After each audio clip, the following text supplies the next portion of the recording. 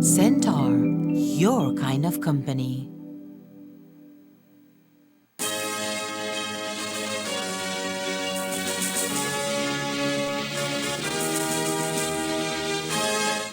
Tonight on CTV3 News, a traffic accident here in the north claims the life of 23-year-old male from the village of Champine Ridge. A cop on interdiction and an ex-cop are accused of carrying out a murder in San Pedro. Corporal accused of having sexual intercourse with a minor is being investigated, says Campo Williams. And Mayan culture comes alive in the village of Cristo Rey. These are some of the stories we have for you tonight in our newscast for Monday, November 21st, 2022.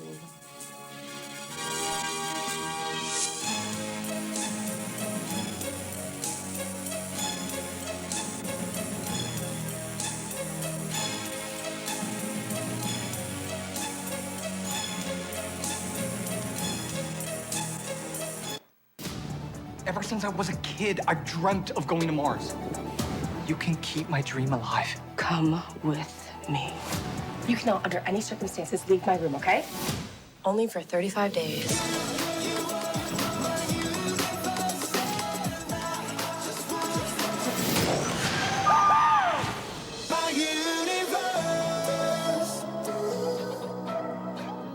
Enjoy your favorite HBO original series and movies with Centaur, your kind of company. I met Alex on the plane. When I woke up in the morning, he was so alive. You think they know you're lying? Enjoy your favorite HBO original series and movies with Centaur, your kind of company. Get her off that stage.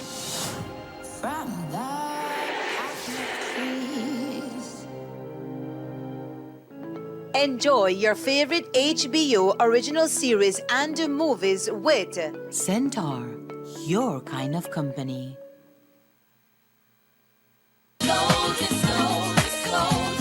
Do you want quick cash for your gold? Then take advantage of Monica's Pawn Shop's big loans on gold and our guaranteed low rate of only 10% on all pawn jewelry. But it doesn't stop there. We also pawn TVs, buy scrap gold, and pawn vehicles that you can still drive. Visit Monica's Pawn Shop today in our Belize City location at number 128 Cemetery Road, our Belmopan location at number 5 Garden Plaza, our Orange Walk location, number 2 Belize Carazal Road. Give us a call at 207-0970 and get more money for your gold jewelry.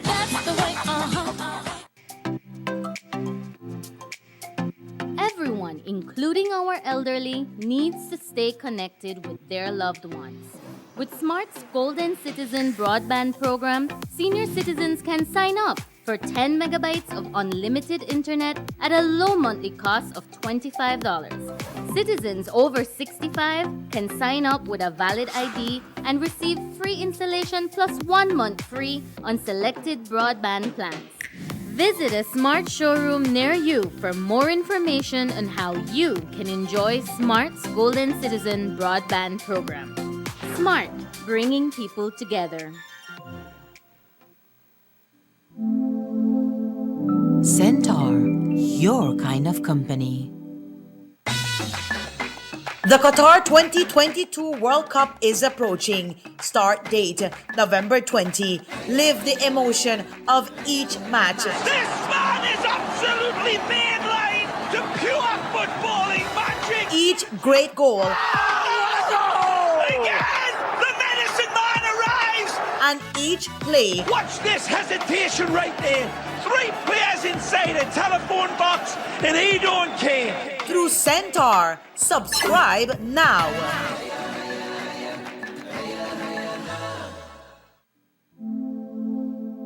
Centaur, your kind of company.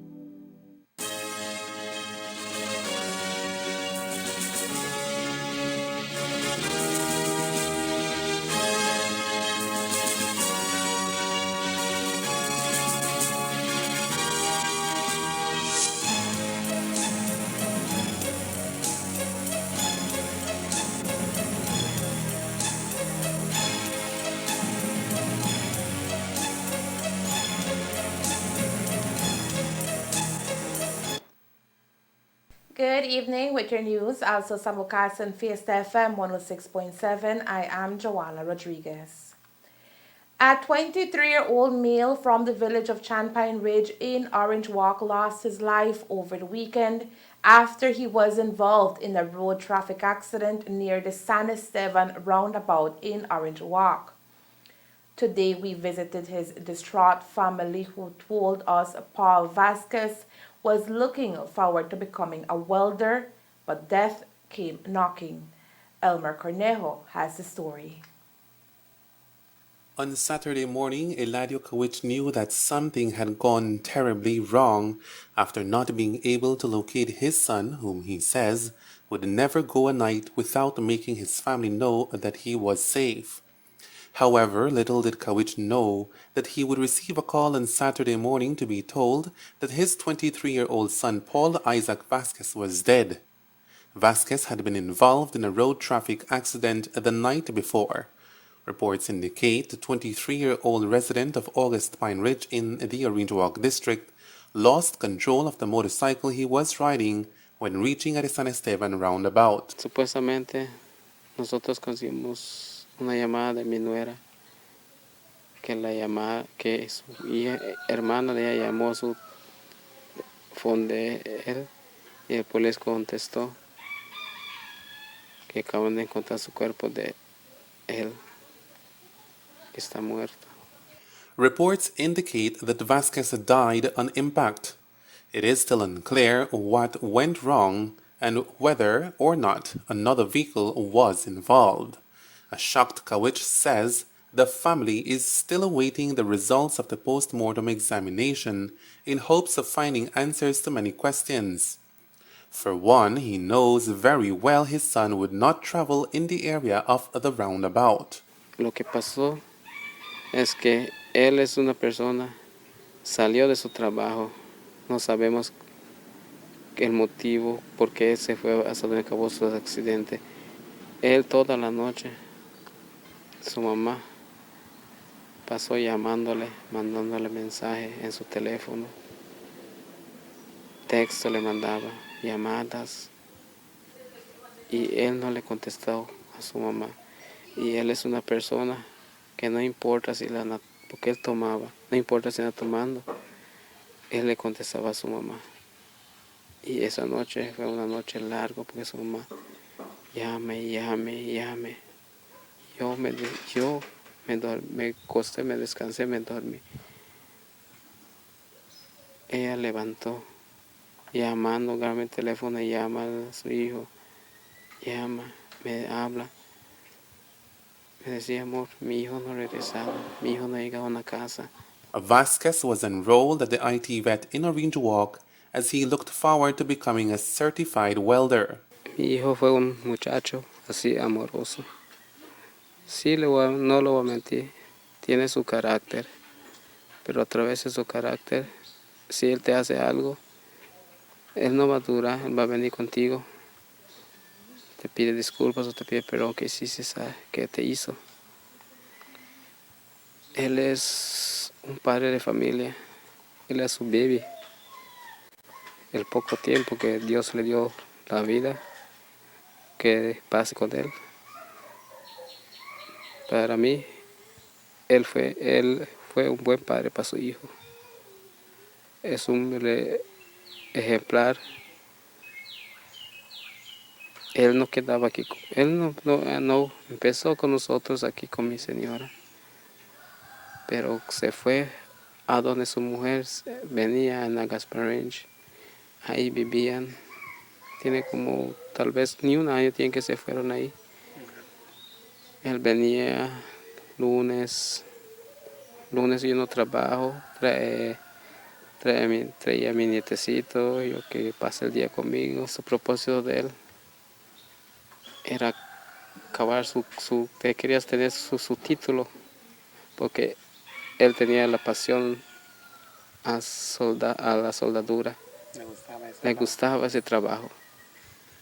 Él si ve algo así, él va a buscar la manera de hacerlo, y si él lo puede hacer mejor de lo que él lo vio, él lo va a hacer. La pasión que él tenía para eso era grande.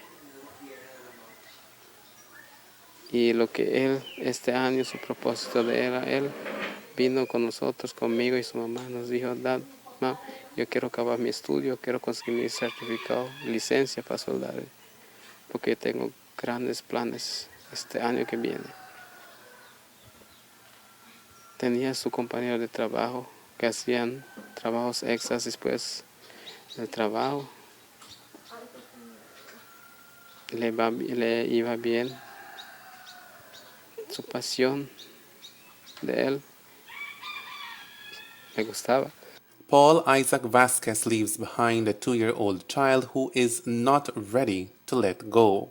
El niño está feliz, que él está esperando a su daddy. Porque él es un niño inocente todavía, no sabe nada, no sabe lo que pasó a su papá. Le decimos, pues él dice que no. Nos dice, abuela, abuelo, mi papá está en el hospital. Él sabe lo que nos fuimos. Le dice, vio a su abuela llorando. Le dice, abuela, no llores, no llores. Ahorita yo voy al hospital, voy a sacar a mi papito, dice. Voy a sacar a mi papito porque tú no llores. Es difícil. Él sí quería mucho a su hijo, demasiado, demasiado. Y no les voy a mentir que para mí nos quería, a mí me quería como padre, me quería.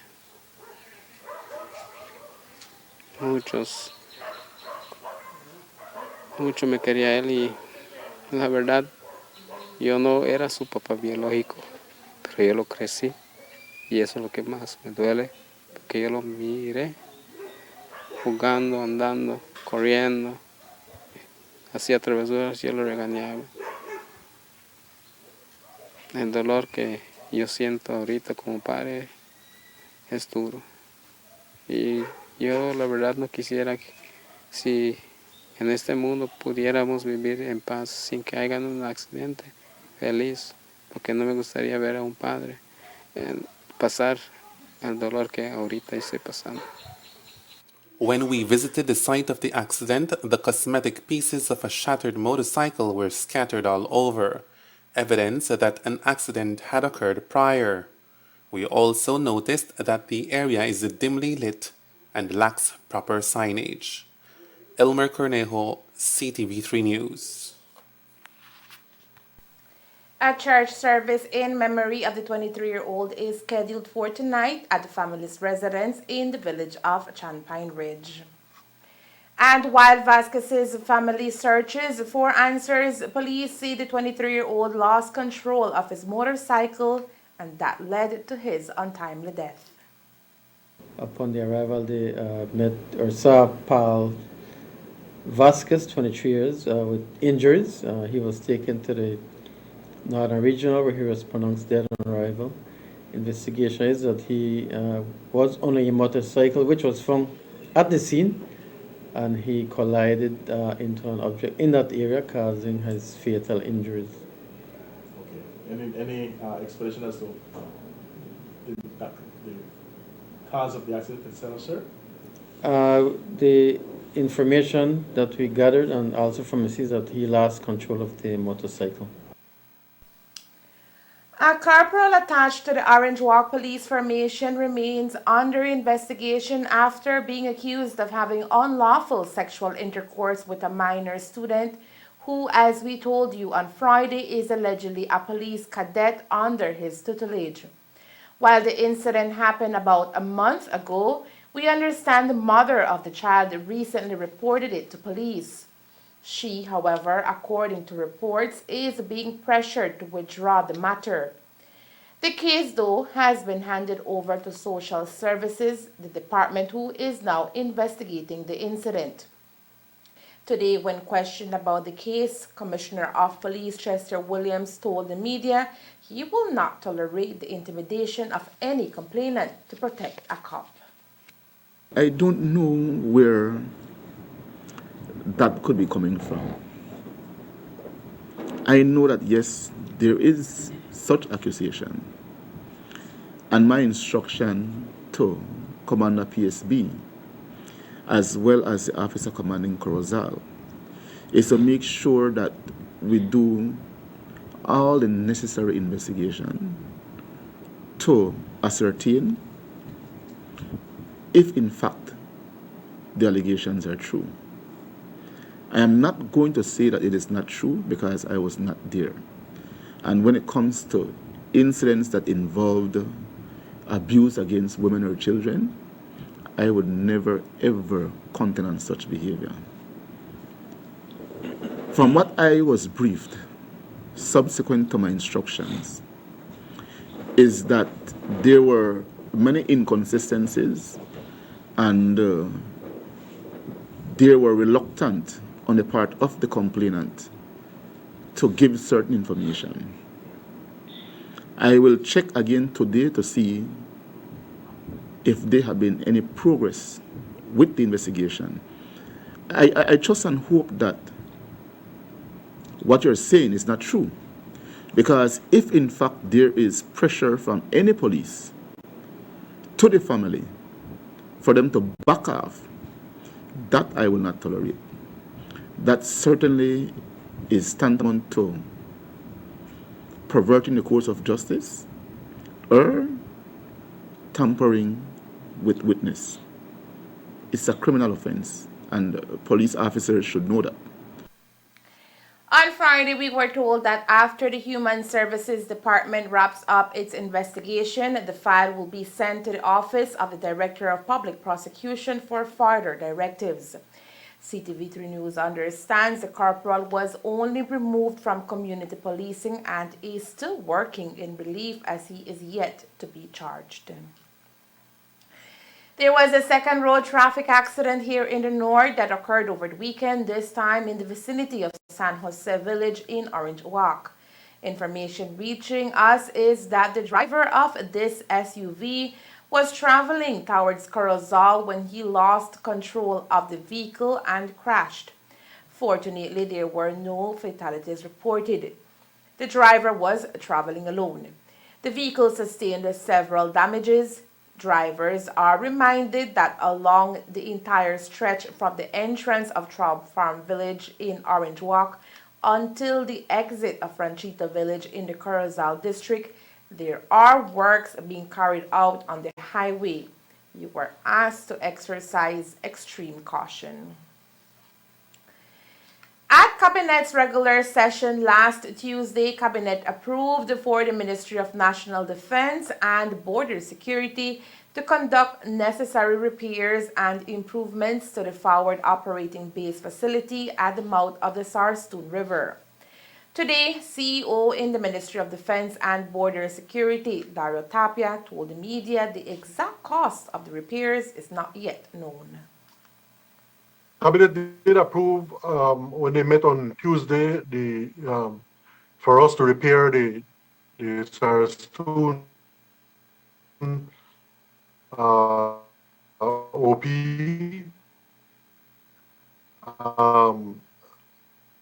This morning, I suppose to meet. It is a specialized engineer and a specialized intervention that's required at Sarstoon, and so I will have to meet with several engineers, and of course, because of the amount. It's likely that we have to go through the process to award the contract as to who is going to do it. But that's where we are at the moment. It is meeting with the engineers to effect the repairs. So you don't have a figure yet. It will be they who tell you how much it costs and how long it will take. Yes, because I could give you a figure of what when we initially made the visit, but then at the end of the day, it's the engineers who will go on the ground and now make the one who get the contract or who likely might get the contract, who will make the submission for us to consider. It could be more, it could be less, I don't know, but it's certainly a high figure that will cost for us to maintain the forward operating base at SARS-2. The initial assessment made by the engineers is that the building, we can prop it up and then make the other adjustments that require coastal engineering. That's the initial assessment when we made with the engineers a couple weeks ago or months ago. That was their assessment. What would you respond to a couple people? They say they are contractors who've been there and said that that place is livable as is and that we should have had presence as before and not just those daily visits of the soldiers to that base. Well, they might have the opinion. The ministry went on the ground. As my minister tells me, because the minister went as well, I was afraid that I was going to collapse with the building. Me there. I would tell you that it's bad. I don't know which contractor is telling you that, but I don't know if they have been on the ground and been on that building. I myself felt unsafe. And I think the priority here was not about the building, it was about the lives of the soldier that's out there. If that building collapsed with them out there, we would be in deep trouble as a Ministry of National Defense because we knew and we know what the status of that building. And I think that I strongly believe that we made the right decision in temporarily relocating our soldiers and doing the daily patrols. In the weeks ahead, the bids will be accepted and the contract will be awarded for the repairs to commence. Two things were approved for the air wing. In next month, the American will donate an aircraft for us, a Cessna, brand new aircraft. The aircraft is a Cessna. Our pilots are not trained with that type of engine, and so they have to be trained. It will take a significant amount of aviation fuel. And then, as we know, the cost of fuel has skyrocketed over the last months. And so we had to go to cabinet to be able to get the fuel so that our pilots can be trained on that new platform. That is one.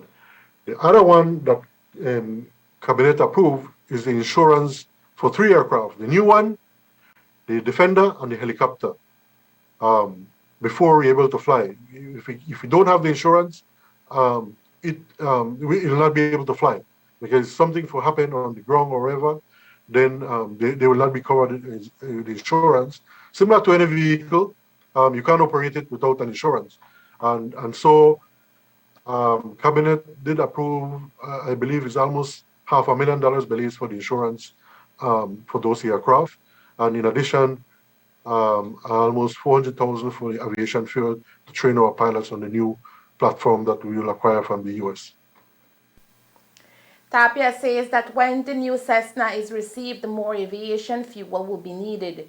The aircraft will have the ability to fly at night and provide live feed while combing areas. Coming up next, the blood flows in Isla Bonita as the owner of Jade's Bar is gunned down. Stay tuned. Centaur, your kind of company. Se acerca el Mundial Qatar 2022, fecha de inicio 20 de noviembre. Viva la emoción de cada partido.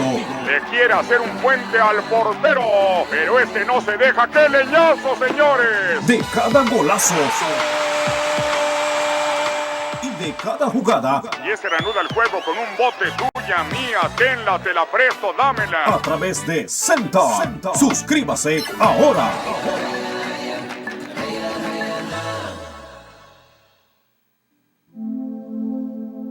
Centaur, your kind of company.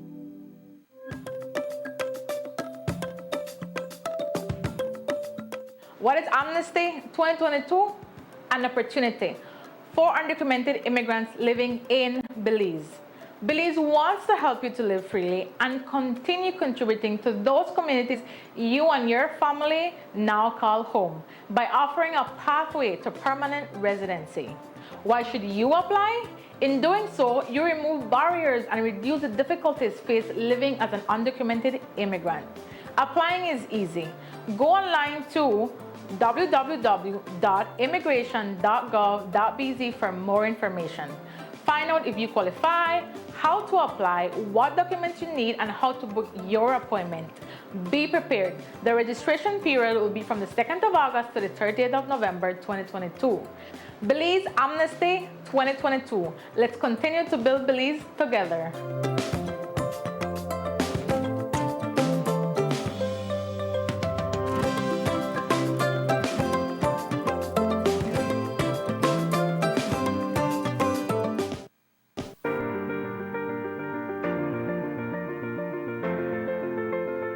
LG dual inverter compressor cools air faster by operating at speeds as high as 120 Hz with more stability compared to conventional models.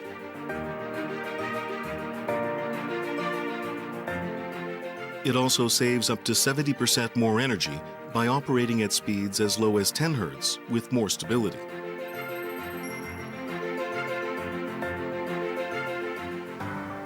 It reduces torque vibration down to 40% for quiet outdoor unit operation. Stable operation with low vibrations also results in increased durability.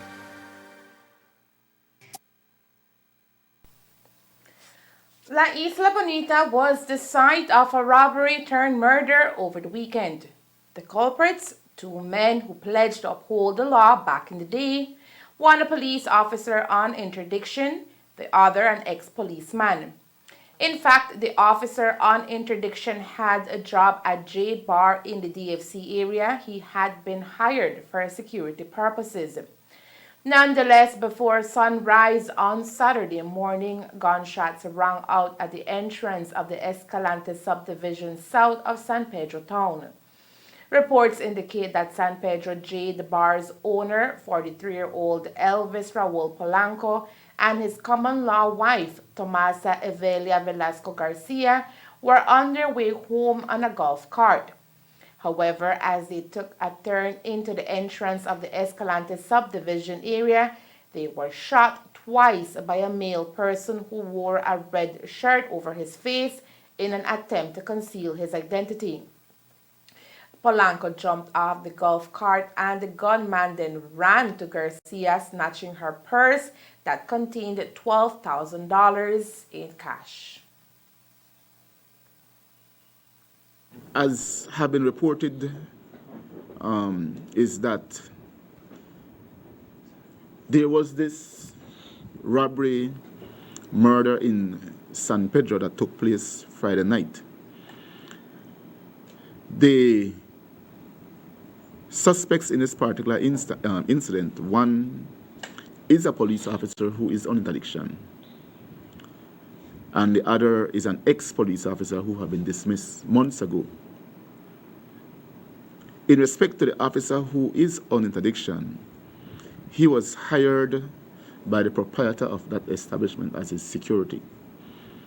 And certainly he is aware of the movements of the proprietor. And from what we are gathering at this time is that they may have left the establishment just after closing, knowing the route that the proprietor takes and where he lives. They went and await him. All indications is showing that while the interdicted police was working, the one who had been dismissed was there with him, and they were together. And so they may have left together to await the proprietor when he got home. On Saturday, the 19th day of November 2022, police responded to a shooting incident in San Pedro. They visited the San Pedro Polyclinic where they saw Elvis Polanco with gunshot injuries. He was pronounced dead on arrival. Also seen was Tomasa Garcia with a gunshot injury to the arm. She was treated and an investigation commenced. Investigation revealed that they were heading home in a golf cart when they were ambushed by a male person who fired shots towards their direction and stole a purse containing documents and an undisclosed amount of cash. Thereafter, the male person made good his escape from the area. We are presently conducting a thorough investigation into this matter, and we have 2 persons in custody. Compol Chester Williams says the investigation has yielded a handgun which is going to be tested for evidence. Police investigations so far have led to the discovery of a 9mm pistol at the home of the interdicted police, who is a fella Mortis. That firearm will be packaged and will be sent to the National Forensic Service for examination to determine if the expended shells found on the scene of the murder robbery are consistent with it having been fired by the gun that was found concealed in his home. Need to mention that the same interdicted police, Mortis, do have a licensed firearm, 9mm pistol, and we have been searching and have not been able to find that firearm. He has been questioned as to the whereabouts of that firearm, and he is not forthcoming in terms of the whereabouts of that licensed firearm. So at this time, we cannot say if the licensed firearm or the other firearm that we found at the home, which is the legal one, is the weapon of choice used to carry out the crime it is believed that he participated in. One of the persons, search was conducted. This is Paul Mortis, 32 years, and he has since been charged with possession of a licensed firearm and ammunition. Would you be able to tell us what led investigators to suspect that these individuals may be connected to this crime? Okay, police responded to the area. An investigation was carried out, and they received information as to who the suspects were, and so that information was followed up, and that is what led to these two persons being detained. When police canvassed the area, the Garcia's purse containing the cash was recovered. Certainly, the police search of the scene led to the discovery of a purse containing the money that the deceased was carrying when the incident occurred. So perhaps after the shots were fired and the deceased was caught, they may have gotten scared and run without taking the money with them. So the money was recovered. Police have detained a 32-year-old police constable from the San Mateo area who is under interdiction for a domestic incident he was charged for a few months ago, and a 25-year-old laborer from the DFC area who is an ex-cop pending charges. El Dia de Cristo Rey was the reason of celebration in Northern Corozal over the weekend. The Maya culture gathered the families and friends to enjoy a spectacular, fun-filled day of activities and presentation as organizers focus on keeping alive the history of their patron, Cristo. Present at the event was Abuelita Mrs. Cristo Rey, Isabel Chan, and La Princesa de los Pueblos in Maya Corozal, Belize, Ms. Gabelucetina. Okay, all right. So every year, all the small villages, they celebrate their patron saint, and of course, the saint for the village of Cristo is the Christ the King. So every year they celebrate their Aldea patron saint, and so somebody has to take on the lead. So currently the lead for Cristo Rey is Miss Jenny Wu, and she's very active in preservation, especially in the area of the cultural dances. And I have seen her efforts blossom. The first years there was just a little bit of people, and now she has more people supporting her intent. So her fiesta yesterday was quite impressive. So it's a fiesta of celebrating the patron saint of the village and also the culture and the people of the village. Working towards the preservation of the Maya mestizo culture, including the history of this village and others, is the primary mission of the Tuan Masaraton NGO. The Ministry of Agriculture, Food Security and Enterprise, in collaboration with the Food and Agriculture Organization, today launched 2 technical cooperation projects. The first project focused on the Belize agriculture sector policy with emphasis on seeds, backyard poultry, marketing, and indigenous territories. The purpose of this project is to improve the livelihood of rural farmers and indigenous people through the adoption of an enhanced governance and policy framework enabling diversification through regional trade. Under this project, what we have here is a wish for the government and the ministry to then be able to adopt and implement the policies that include governance frameworks and implementation mechanisms on sustainable agricultural food systems, seeds, indigenous affairs, and a surveillance system for backyard poultry. We also have a second outcome that focuses on access to regional markets for traditional and non-traditional agricultural products. Of course, this is going to be through targeted market-led value chain enhancement mechanisms, and it's going to be in line with the government priorities. The program, according to Silverio Marin, has several components. Outcome 1, we have primarily the policy outputs, right? And we have one component there that is looking at the indigenous territories. So the first output is the actual national agriculture and food policy. We know that there is an existing draft, but there is also Plan Belize that stipulates particular interventions that are required.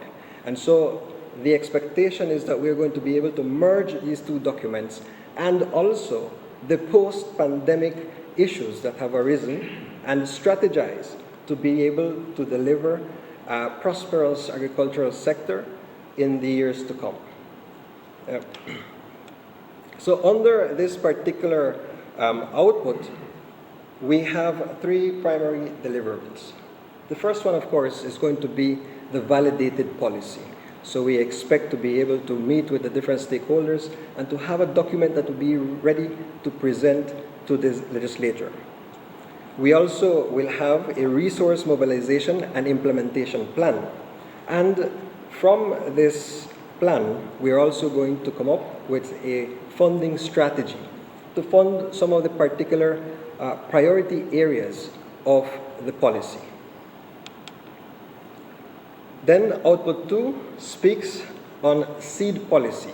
The seed policy is what we are going to be able to hand over to the ministry, a validated policy document, which is going to be accompanied by a resource mobilization and implementation plan. And this time we're also going to be able to provide a funding proposal for the seeds bill. We're trying to integrate the mobilization of resources into each of these interventions so that there is continuous development and continuous movement. We don't want a document that's going to sit on the shelf. We want them to be alive, and that is why we are focusing on integrating these proposals as we go along. The Belize agriculture sector policy will focus also on a backyard poultry agriculture protocol. This is really to look at at 2 particular diseases. This is the Newcastle disease and the avian influenza. These are very serious threats to the national industry, and so we see it fit to be able to develop these protocols to then be more resilient to these effects.